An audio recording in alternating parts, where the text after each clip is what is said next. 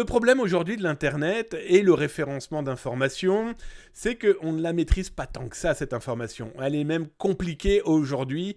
Il est même compliqué, voire même compliqué et totalement impossible d'effacer la moindre donnée qu'on a pu mettre en ligne parce que l'Internet est fait comme ça, c'est sauvegardé, c'est copié, c'est redistribué, c'est redispatché dans des sites, des forums, des réseaux sociaux. Et donc tout le monde montre avant tout du doigt qui ça, eh bien montre Google, hein, ça paraît évident. Et donc là, je vais vous montrer, hop, je vais vous retrouver surtout le bon article. La Cour de justice de l'Union européenne vient de dire très clairement à Google, bon écoute Google, tu as fait des efforts, certes, mais là maintenant, il nous faut clairement, eh bien, que le déréférencement des informations, surtout ce déréférencement de contenu considéré comme inexact, donc par exemple, vous avez une information qui parle de vous, mais elle est fausse. Vous arrivez à prouver à Google qu'elle est fausse, donc pas besoin de faire appel à un avocat, hein, pas besoin de... Non, vous fournissez suffisamment d'éléments qui expliquent que clairement ce qui est diffusé sur vous est totalement faux. Eh bien, Google, aujourd'hui, doit déréférencer cet élément. Alors, je vous ai mis le lien sur Zataz, vous pouvez le retrouver sur zataz.com. Si tu regardes la rediff sur, par exemple, YouTube ou Twitch, eh bien, tu l'auras là, en dessous, dans le partie lien, d'accord ? N'oublie pas d'appuyer sur le petit pouce et puis le petit cœur, ça fait plaisir. La petite cloche, hein, t'es abonné.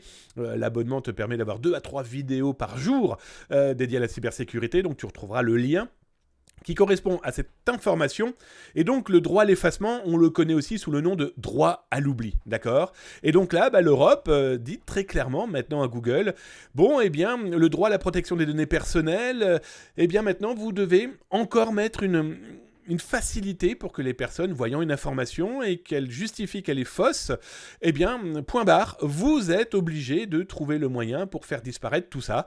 Alors, petit rappel quand même, loin d'être négligeable, demander à Google de déréférencer, aucun problème. C'est déréférencé de Google.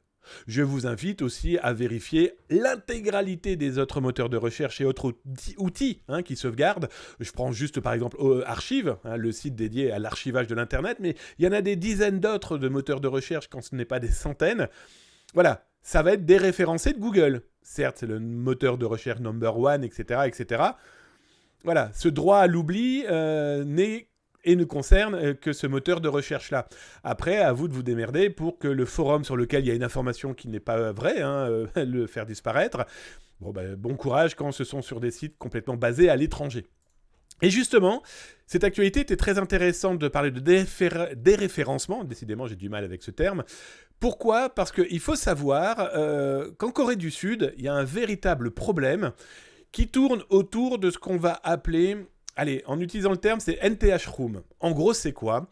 Ce sont des lieux où se vendent des photos, des vidéos avec des contenus d'abus sexuels. Rien que d'y penser, c'est complètement fou, on est tout à fait d'accord, dans lequel vous trouvez des jeunes femmes, des dames, et ça se vend, voilà, ça se vend, ça se commercialise.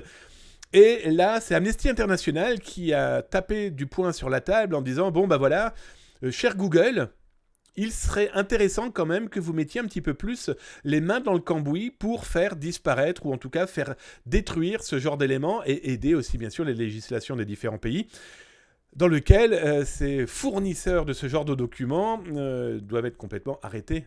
Soyons très honnêtes sur le sujet, c'est complètement... Mais là, c'est beaucoup plus récent. Là, je vous dis, Amnesty International est en train de taper sur la table en disant écoutez... Là, c'est plus possible. Donc depuis le 8 décembre, voilà, on y est, on est complètement dedans. Eh bien, il y a une pétition mondiale appelant Google à résoudre les lacunes de sa procédure de signalement. Alors, on avait la partie de ce que je viens de vous expliquer. Comment on peut se déréférencer de Google, sachant que c'est l'Union européenne qui a tapé du poing sur la table en disant maintenant tu obéis, c'est la loi européenne qui te l'impose et nous, on te rappelle ton bon vouloir, mais surtout ton bon à faire, tu dois agir maintenant de manière à déréférencer. Et l'autre côté de la planète, la Corée du Sud, attaque aussi de son côté parce qu'elle a... elle a ce genre de possibilités qui fait énormément de mal. Alors un exemple très concret, c'est en octobre 2021, donc c'est pas vieux, ça a plus d'1 an, mais c'est là, on est au mois de décembre 2022, donc ça a 1 an. On a un mec, un opérateur de ces fameuses rooms, les NTH, il s'est mangé 42 ans de prison ferme Alors bien sûr, lui, diffusait, permettait d'acheter, de vendre, de consommer des crimes sexuels, hein, très clairement, hein, donc de la pédopornographie, mais aussi des actes de violence. Enfin voilà, complètement fou quand on est quelqu'un de civilisé, de totalement normal et de respectueux. On se dit, c'est pas possible ce genre de choses. Toujours est-il que lui s'est mangé 42 ans de prison ferme, c'est quand même 60 000 personnes qui participaient.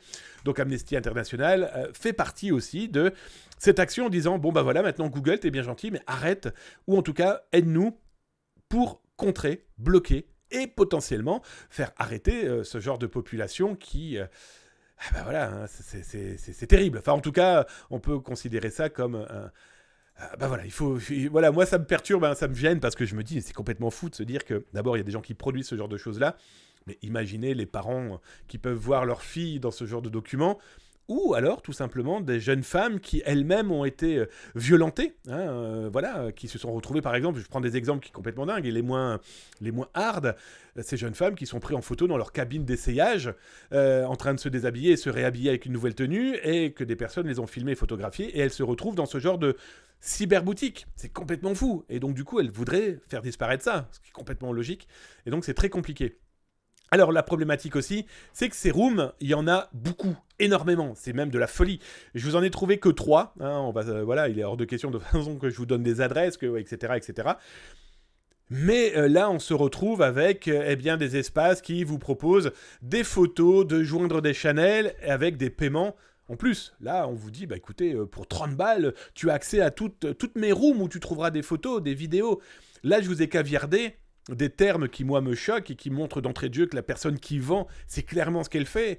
Mais quand on vous indique qu'il va y avoir des gamins de 11 à 17 ans, je vous dirai pas les autres mots utilisés, mais il y a clairement des actes de violence, enfin bref. Mais ces gens-là, il faut leur péter les genoux, pardon, hein, c'est pas bien, hein. En tout cas les genoux numériques, on l'aura bien compris, parce qu'il est important que ces gens-là finissent entre 4 murs, en prison. Après, leurs nouveaux amis en prison, ça sera leur problème. Mais voilà, c'est pour vous dire que ces problématiques-là, Google aussi les croise et qu'il y a de plus en plus d'actions. Voilà, tout le monde travaille en tout cas, mais ça montre que peu importe le pays où on se trouve, Google se prend des salves d'attaque dans tous les sens parce qu'il y a toujours cette problématique de référencement de choses illicites, mais surtout de tenter de les détruire, de les faire disparaître. Et comme je vous le disais, c'est compliqué, voire malheureusement aussi, et il ne faut pas se voiler la face, totalement impossible.